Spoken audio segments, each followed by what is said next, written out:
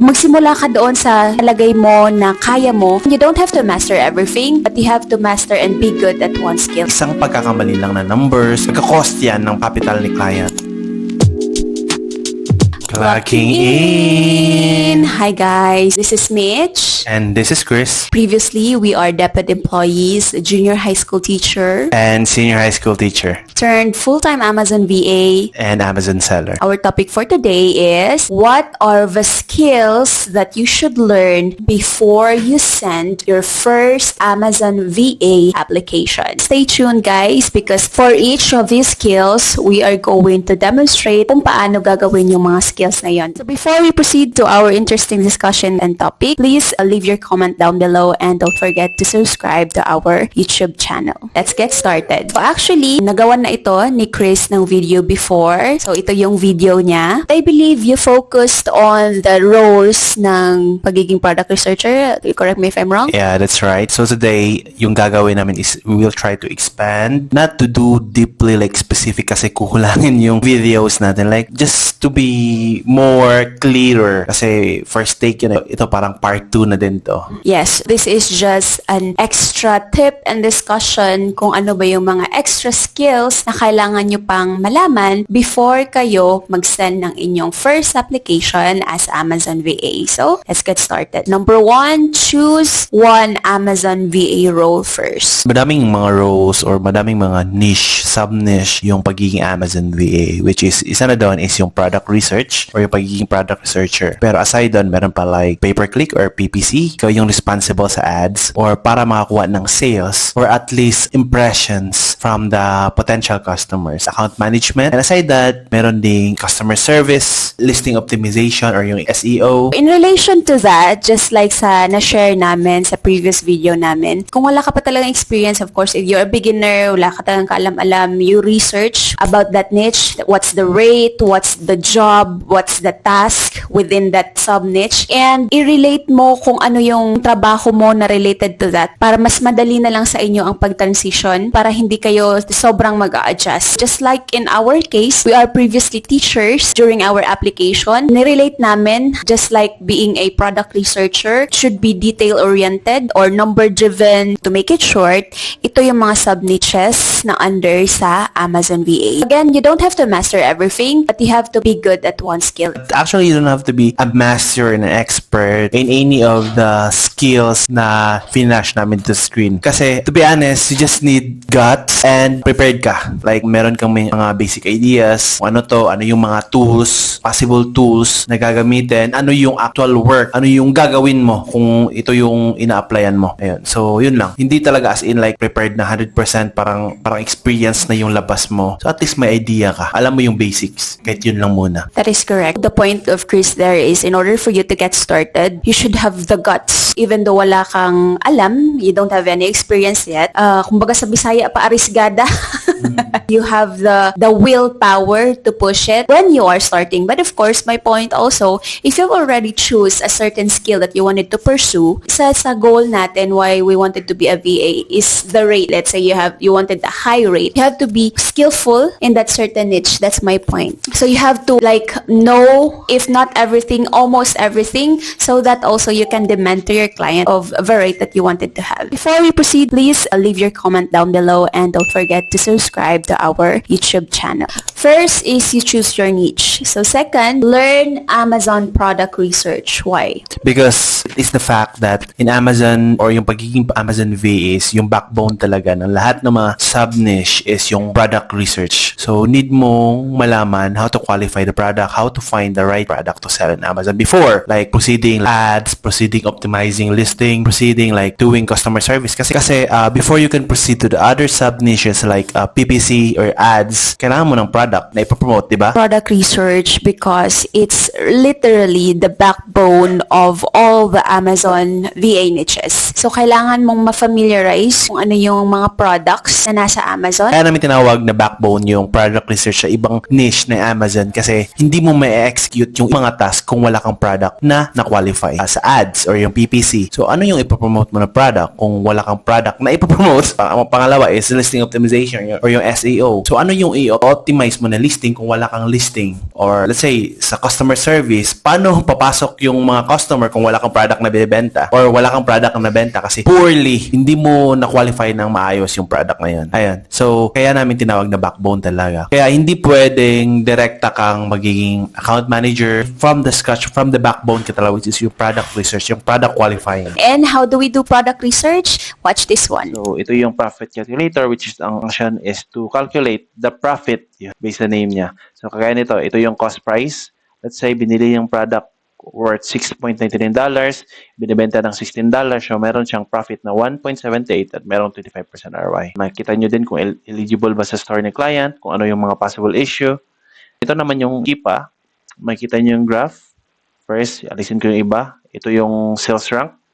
So, kung mas mababa yung sales rank, ibig sabihin mas mataas yung sales. Kung mataas yung sales rank, kagaya nito, ibig sabihin medyo mabagal yung benta ng product.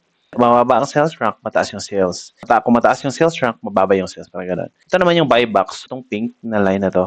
Ang buy box, ito yung price na fini-feature ni Amazon. Ibig sabihin, kung sino yung seller na nakakuha ng buy box price, siya yung makakabenta. In this case, yung nakakabenta sa listing na to is si Cyber Seller LLC. Ayan. Then, ang price niya is 16.15. Sa more than 100 plus na sellers, iisa lang yung makakuha ng buy box. Pero don't worry, rotational naman. So, which is, makikita din natin dyan sa Kipa. Click nyo itong data, then buy box statistics, at makikita nyo dito kung sino yung mga nakakuha ng buy box. Yan, ang dami-dami. Pinakamataas na seller na nakakuha ng buy box is Trophic Supply, pero 9% lang naman. Madami din, yung si Pedu, Philic, Game Vendor.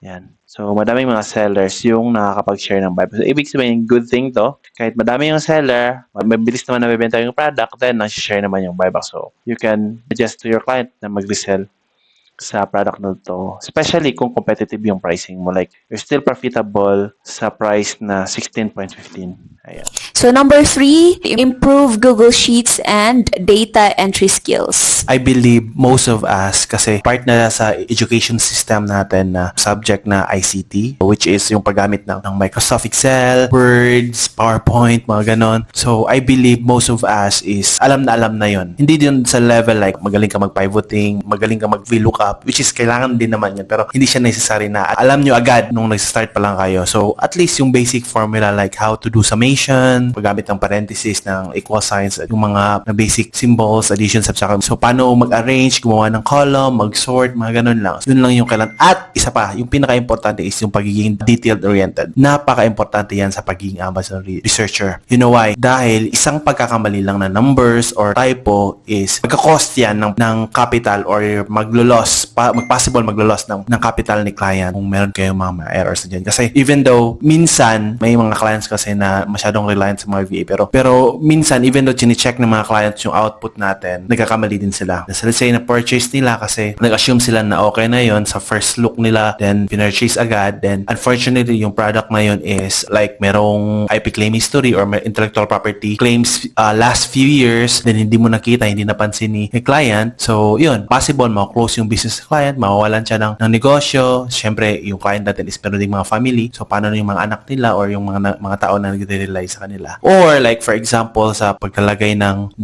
cost ng product or cost of goods, nagkamali ka, then in order ni client in book yung product na yon like worth $1,000, tapos without knowing hindi pala profitable kasi nakalimutan mo i-consider yung tax na binabayaran or yung shipping fee, so malulugi si client at kailangan niya pa munang ubusin lahat yung inventory na binili niya para matapos ng problem even though hindi na talaga mababawi yung pera na yon. Kasi kung bebenta niya ng mas mahal yung product na yon kasi gusto niya lang habulin yung profit kasi lugi na, hindi din mabebenta kasi hindi siya competitive na pricing. So, napaka-importante yung pagiging detail-oriented. At isa pa, sa matching ng product, di ba? Kasali na din yan. Dapat even though yung itsura ng packaging from supplier to Amazon is almost the same, so make sure na makikita nyo yung UPC number, yung mga small details like for example, this is lalo na sa mga baby products or mga laruan na para sa mga infants or toddlers, napaka-crucial yon kasi consider natin na between life and death na yon. Possible tayo pa yung magka-cause ng ganon, ng problema na ganon. So, make sure to check everything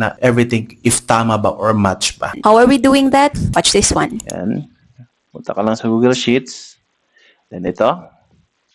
Lagyan mo ng name. Let's say sabihin natin Michelle Finds. July 2026. Sa header mo, lagay ka ng date, product name, ASIN, supplier link, Amazon link, cost price, sell price, profit, ROI, volume, then notes, kung meron kang mga notes and let's say coupons, lagay mo dyan. Ayan. So, ito lang kadalasan yung hinihingi ni client. Let's say, for example, itong product na sample natin. So, copy natin yung link, Amazon link. Yan. Then, yung ASIN is ito. Always siya nag-start ng letter B, 10 characters. Then, paste sa ASIN. Then, supplier link, let's say, hanap tayo ng sample kahit hindi profitable. 12 ounce. Ayan. So, ito. Copy natin yung link. Supplier link. Magkano ba binili? 9.97. Ang sale price is, nabebenta siya ng around 16.36. 16.36. Yung product name, copy natin. Ayan. And then date, let's say date is July 22, 2026. Profit is compute natin. 9.97. So, hindi siya profitable. So, lagay pa din natin. 2.87. Yung ROI is negative 21%. Pero syempre, huwag nyo isa-submit ito kasi kadalasan yung criteria or yung type of product na hinahanap ni client is at least minimum $4 or $3 profit. Then yung ROI nasa 30% or 40% up. Then yung sales volume, maganda yung sales volume nito, 300. Let's say note, let's say there's 109 competitors, but the product has a good volume. And we have a competitive price. Ganyan lang. Let's say coupon, nakuha mo siya ng 25% off. Here's the code. Let's say July sales 2026. Ayan. So, ganito lang. Then, share, click share. And make sure to share sa access kay client, anyone with link, or kahit wala na, kung naibigay nyo na yung attach na yung email ni client send, then you're good to go. Then copy link, then send sa kanya. Maybe through WhatsApp, through Discord, through Slack, or messaging tools ba yan. Then, doon na ma-access ni client yung leads na hanap. So, hindi naman kailangan na yung mga complicated na mga klaseng kailangan nating malaman. Like, for example, to fulfill orders, how to reimburse returns, how to reimburse inbounds, outbounds. You don't have to agad-agad na gawin yun. So, focused on the basic lang. So, kung ano lang yung makikita sa Seller Central na dashboard, just be familiar on that. Here is the run-through of the Amazon dashboard. Ito yung Amazon page. Kagaya lang ito ng Shopee, Lazada. So, punta kayo sa kanilang website is just type amazon.com. So, ito sa taas. And once makapasok na kayo, makikita yung mga featured products and pwede kayo makapili ng mga categories like ito, medical care, foods, health, ayan, or click ito sa gilid. Yan, makikita mo, groceries. Ayan, yan yung mga categories. And make sure before you proceed, update nyo muna yung zip code kasi baka nakalagay Philippines. One example of zip code para hindi makalimutan is 12345. Then, okay na yan. Then, click done. Ayan, naka-US na. So, let's say, punta tayo sa isang product. Ito, PS5. Ayan. Discuss ko lang sa inyo quickly yung itsura ng mga tools at yung Kipa. At first, sige, open muna tayo ng blank page na walang tools. Ito. Yung page ng Amazon kung walang tools. So, ganito yung itsura. So, naka-Philippines siya. So, palitan nyo lang ng zip code. Yan. 12345 para hindi nyo makalimutan. Then, punta kayo sa yung product natin kanina. Yan, ito. So, bali makikita nyo lang is yung picture ng products. Ayan, ito sa gilid. Yung product title, magkano yung price at yung buy box. Ayan. Then, yung bullets niya, yung product description. Then, ayan na. Then, merong mga suggestion, frequently bought together. Ayan. Similar items that you may like, which is same lang din sa Shopee. Yan, product information, makikita nyo ASIN and everything. Ayan. Ito pala yung Seller Central dashboard. Dito, sa upper left, itong 3 bars, makikita, ito yung easy access kung gusto mong pumunta sa catalog, which is itong part na to is kung mag-add ka ng product or ng listing sa store ni client, like click mo tong add products, then add mo yung ASIN or gagawa ka ng sariling mong listing. Meron din tong view selling application para ma-monitor mo yung pag-apply nyo para ma-ungate ang isang specific brand or category. So dito naman sa inventory, makikita mo dito, kung i-click mo to, makikita mo dito yung mga products ni client na na-list na at active na. Usually, hindi na to mga kailangan. So, i-discuss ko lang yung mga need ninyo. FB inventory, shipments. So, makita mo yung mga status ng mga inventory mo kung meron siyang mga unfulfillable or may issue. Kasi itong store na to is FBM eh. Dito naman, shipments. So, kung meron tayong ipapadala kay Amazon ng mga products papunta sa fulfillment center nila, makikita nyo yung status dito kung may mga problem like mga missing inventory. So, dito nyo ma-fix.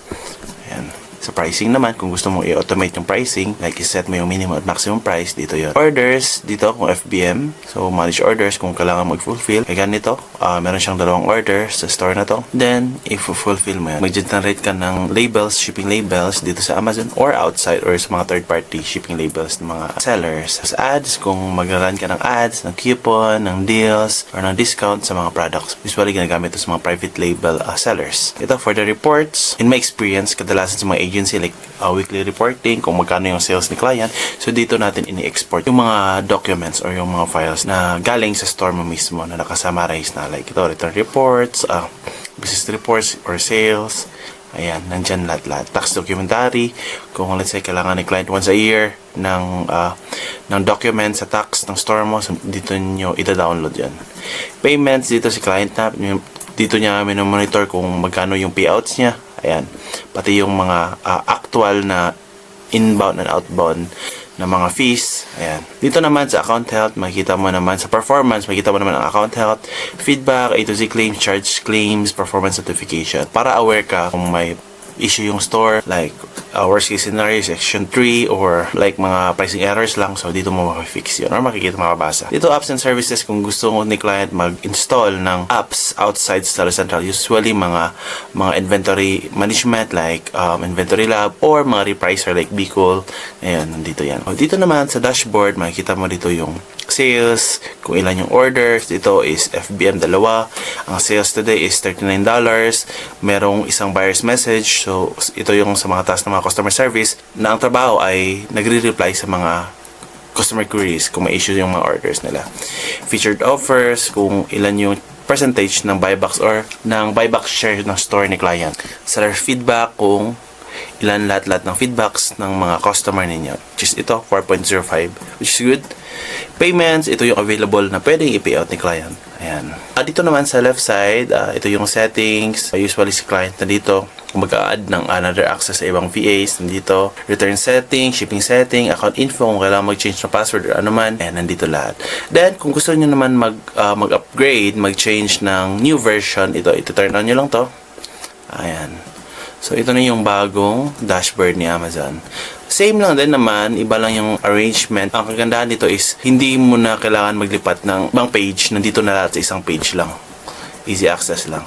Ayan lang. Next one, develop strong communication skills. So, ako na yung magdi-discuss niyan kasi I think madaming makaka-relate sa akin. Kasi ako yung klase na VA na hindi talaga magaling terms in speaking English, but I'm good in communicating. Not literally na nag-uusap, but pinapamit niya yung family niya sa akin, pinapakilala niya yung anak, yung asawa niya sa akin, at to the point na ni-request niya ako na dalhin doon sa kanila sa US. So, doon ako nag-excel. So, what I mean is, you don't have to be an expert or native speaker para maging Amazon VA. At least conversational, though hindi naman perfect sa conversational, at least you're able to deliver yung thoughts mo, yung concerns mo kay client, and you're able to absorb or to understand kung ano yung sinasabi ni client or ano yung ini-instruct niya sa mga task na ipapagawa niya sa'yo. Ganun lang. In terms of your communication skills with the clients, you don't have to stress too much. Again, we are not native speakers. English is not our primary language, okay? So don't stress yourself too much on that. But then, to make this skill easier for us, for you guys to be familiar with, gumawa na lang kami ng mini guide on how to improve your communication skills as an aspiring VA or aspiring Amazon VA. We actually have 30 templates on this guide wherein you can use to communicate with the clients in terms of task updates, if you have clarifications, if you have reports to do, pagbaguhan ka, parang kinakabahan ka, mag-send ng message sa clients, ganito, ganon. So, with the use of this challenge, maybe you can,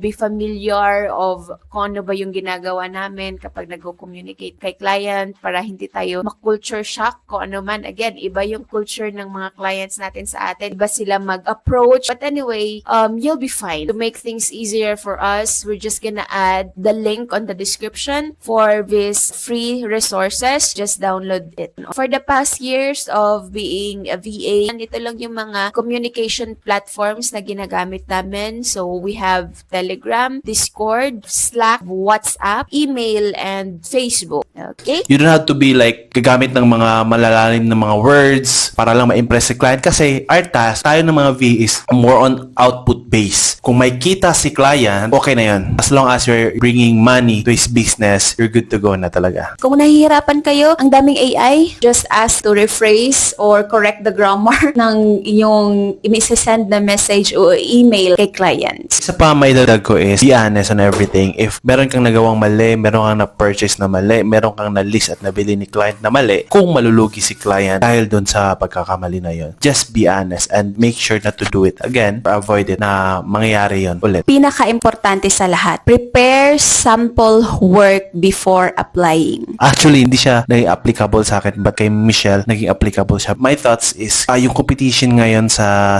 VA industry is masyadong malaki na. Madami na yung mga aspiring VA. So, yung mga clients or yung mga potential clients natin is they want a proof talaga na kaya mo gawin yung task or yung trabaho na hinahanap nila. So, if possible, if you can give a sample work and willing ka naman, wala ka namang ginagawa, then kaka-start mo lang, then why not spend like 1 or 2 hours to prepare your work and submit to your hiring officer or kay client. So, wala namang mawawala doon. Pero, try your best na tatagan yung puso nyo kasi madaming mga scammers online na mga kadalasan, mga ibang lahi na nagpe-pretend as a clients but what they're doing is just only collecting leads para isubmit sa kanilang sariling amo. So, meron talaga kayong ma-encounter na ganyan. Soon, our other videos is i-discuss ko kung paano i-spot kung ano yung mga potential scammers sa ibang video na yon. So, siguro part na yun sa paano mag-apply ng work or saan mag-a-apply ng work online. So, ayun. Okay, so I wanted to share something about the last skills na sinabi namin, prepare sample skills. So, napansin kasi namin ni Chris, nung nagsa-start pa kami, of course, wala pa kaming portfolio. Ibig sabihin dito yung prepare sample skills or mock task, okay? So, mas malaki yung chance, napansin namin na mas malaki yung chance na makakaproceed kami sa second part ng aming application sa interview nung nag-attach na kami ng portfolio sa mga application namin. That is why pinasok namin siya dito sa aming skills na kailangan nyo talagang malaman before kayo mag-send ng application para mas malaki yung chance ninyo na masama kayo sa second stage ng inyong application. So again, you don't have to gather like yung napakaraming pages na portfolio. If you're still starting, kung ano lang yung kaya mong gawin, ito, pinaka-importante napansin ko talaga yung word na annotation kasi wala ka pang previous na clients. So kung ano yung makita mo sa online, sa tutorials, sa training course na kinuha mo during the trainings nila, you screenshot that one, take a photo of that one, attach it on your Canva ba dyan, Google Docs ba dyan, kung saan mo kinocompile yung iyong mga mock tasks, and then do the annotation. Pag sinabing annotation, i-explain mo kung ano yung nandun sa photo na yun. Yan yung gawin mo kasi wala ka pang client. So yan yung magiging evidence mo na, okay, na-try ko siyang gawin and I know how to do this. How did I do this? How did I do it? Ito yung ginawa ko. Yun, enumerate mo doon, i-explain mo doon through annotating. Okay? So, sa end namin ni Chris, pinagsikapan talaga namin na makompile yung aming portfolio kasi tagal-tagal na din dito sa industry. So, medyo makapal-kapal na yung mga pages namin. Marami-rami na yung pages namin. Pero, okay, so papakita namin sa inyo kung ano yung simple na portfolio namin ni Chris that we are using when we are applying to our clients. So, ito yun. For this last skill that we suggested you prove first before you send your VA application, like preparing mock tasks. And I have mentioned that you don't have to focus too much of your time making your resume. So we suggest that you give much effort on making or preparing your portfolio. Kasi look at our resume. This is actually our resume that we are using. Well, this is updated already. Kaka-update ko lang ito. Just a tip, always update your resume so that as you move forward, habang dumadami yung experience ninyo, always update your resume so that if ever man na makailangan, if you're gonna apply, ready na and updated kung ano man yung mga nagawa mo, or if nag-upskill ka, updated yung resume mo. So again, you don't have to put too much effort on making your resume very aesthetic, as long as it's presentable, as long as the information from the skills that you've acquired even before you become a VA, kung ano yung previous experience mo from your old work before ka naging VA, kung ano yung educational background mo, ilagay mo lang dyan. Dito sa profile, hindi ko siya pwedeng i-zoom guys, of course there are information there, but just look at it, just have an idea na yung resume namin ni Chris, it's really simple. Just a typical resume. In fact, we just get this one sa Canva. Ang daming templates sa Canva. Huwag niyong pahirapan yung sarili niyo kakaisip ano yung ilalagay sa resume kasi sa amin napaka-basic lang. Pangalan namin, ano yung role na gusto naming applyan. Yan lang yung nilagay ko dyan. And then, details namin, phone number, email, contact information. Of course, if you want the client wanted to contact you. And skills, kung ano yung mga skills mo na ma-offer sa client. Overview mo kung ano yung experience mo. Again, kung wala ka pang experience because you're still trying to get started, ilagay mo lang yung, i-relate mo lang yung kung ano yung work mo previously sa gusto mong pag-applyan na role as a VA. Ganun lang. And then, yun, experience mo before and educational background mo. Just that simple. Yan lang yung laman ng resume namin ni Chris. Okay, what's really important, guys, is this one. So, ito yung portfolio namin ni Chris. Kumuha lang ako ng part lang ng portfolio namin. Hindi ko nalagay dito lahat kasi medyo marami. But again, this here on top, ito yung kay Chris. This here sa baba, ito yung sa akin. Sa amin kasi, we have a branding already. Kasi sabi ko nga, always get your portfolio and resume updated para hindi ka pa iba-iba ng design. Just incorporate your style that will reflect you kasi your character, the way you do some stuff, even the simple stuff, I believe, that will reflect how you work. Just make it organized for you if you're just getting started. Again, you don't have to stress yourself for gathering too much information na ilalagay sa portfolio nyo. Yes, I have said na make an effort for your portfolio. So, kung beginner ka pa, ito yung sinasabi ko na do annotation. Okay? I-document mo kung ano yung ginagawa mo during the process before you get hired. Kung nagsa-study ka dyan, nagli-learn ka, then picture yourself watching a YouTube video and then annotate it. So, in this photo, I am learning this skills, and I have learned that that doing this is like this, like that, your realization, your reflection, what you've learned, ganun, i-annotate mo. Yun, ilagay mo yun sa iyong portfolio. Kung kunwari ka na meron kang ginawang task na related sa role na ina-applyan mo, take a photo of that one, screenshot that one, attach it on your portfolio, annotate it. Okay? I-explain mo doon kung ano yung ginagawa mo. Explain mong mabuti na pagbasa ni client na gano'n, ay okay, she knows what she's doing. Ganon. I believe napaka-importante ng annotation, especially if you were getting started. Kasi wala ka pang ibang ebidensya, wala kang taong may i-flex dyan na client mo. So, bawian mo doon sa annotation mo, explanation mo kung ano yung ginawa mo doon. As you move forward, makakagather ka rin ng napakaraming experiences at mabubuo mo rin yung napakakapal mong portfolio. portfolio. Okay? Just be patient. So what I mean with annotation is this one. For example, so naging OnlyFans VA kasi kaming dalawa ni Chris. On my end, I became a video editor. Si Chris nag-handle ng account mismo nung model. Ako naman, nasa end ako ng video editing, making her visuals, ganun. So, ito yun. Nilagay ko lang dito yung screenshot ng mga outputs ko. Ito yung mga outputs ko before. Prove and has like feedbacks from the client. So, in-screenshot ko lang din yung communication namin ni client na na-mention niya yung name ko, binigyan niya ako ng feedback, ganun. And I annotated it like this one. So, sabi ko lang dito, client deliverables and testimonials. I done video editing and content management for an OnlyFans model. So, I edited and delivered over 1,000 approved videos for an OnlyFans creator, optimized for publishing across multiple social media platform. Ganun lang. I-annotate mo lang siya. Simple lang. Sa akin, napaka-simple lang ng annotation ko dito kasi compare din na masyado yung portfolio. So, sa inyo naman, if you're just getting started, as far as possible, kasi wala kayong other na evidences, just explain the best way that you can. In terms of resume, guys, I'm telling you, most of the clients, as long as your resume is just presentable, they don't care. They don't care if you have this master's degree. Maybe for some of the clients, they care if you have a master's degree or what degree you have. But most of the clients, they don't care. What they care about is if you can deliver the job or deliver the output. Pero ito, again,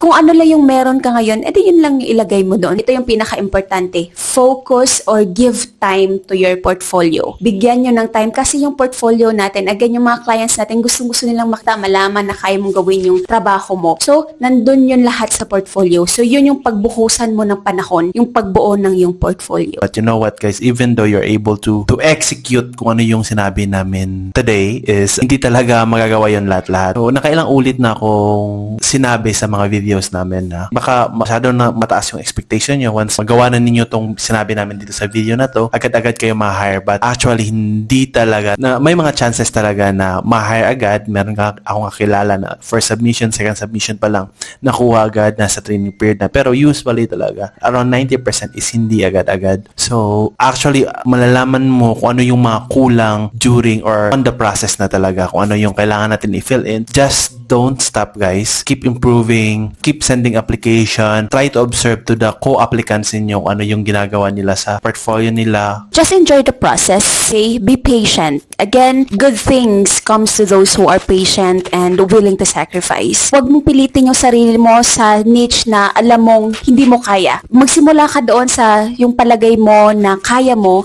and then as you move forward, edi you upskill hanggang sa makuha mo yung niche na gusto mo. Yung niche na may mataas na rate, step by step lang. Start from the very basic, upskill and upskill hanggang sa makuha mo yung target mo talaga na niche na gusto mo. And let's claim it, you're gonna be an Amazon VA this 2026. Please leave your comment down below and don't forget to subscribe to our YouTube channel. Guys, see you on our next episode. Nasa episode 4 na tayo sa ating Amazon VA for Beginners Roadmap. So, see you on our next video, guys, and we are clocking out!